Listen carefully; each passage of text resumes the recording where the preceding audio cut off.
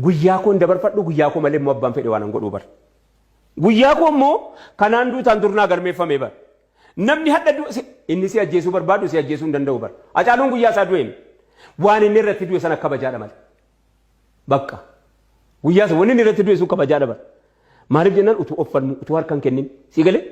utuu offalmu utuu eenyummaa isaa utuu lafee isaatii falmu asii Harargeedhaa jara buqqa'e na duraa Hacaaluu dhaqeem si galee yoo tikaatee amantiidha jette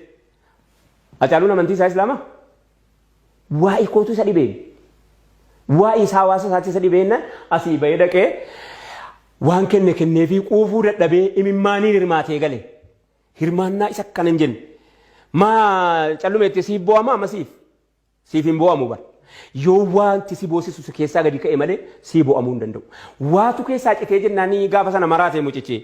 waatu jalaa badeennaan maraate maaltu hawaasa kana ilaa duriin buqqa'ee hawaasni kun dhaggeeffadhu buqqa'eeti iddeetti jiraatu dhabee akkatti jiraatu dhabee buqqa'ee Somaalee dhaqe Somaaleen illee biyya ta'ee Oromiyaadhaa ol ta'ee Oromoodhaa ol ta'ee inni illee ol nu buqqisee bar lammaffaa asii gadi buqqaana achii ol buqqaana bar asii gabbaqanna achii ol baqanna kanaafan jedhe Awwis walaloo sana keessatti mana gabbaqanna alaa ol baqanna kanaafan jedhe wanni akkana gubeenaa asoosisaa jiru waan kaleessa nu kaase sana hadhan jalqabneedha nurra turtee wanti kuni adaraa nurraa kaasaan isiniin jedha sagantaa keenya gara gooloo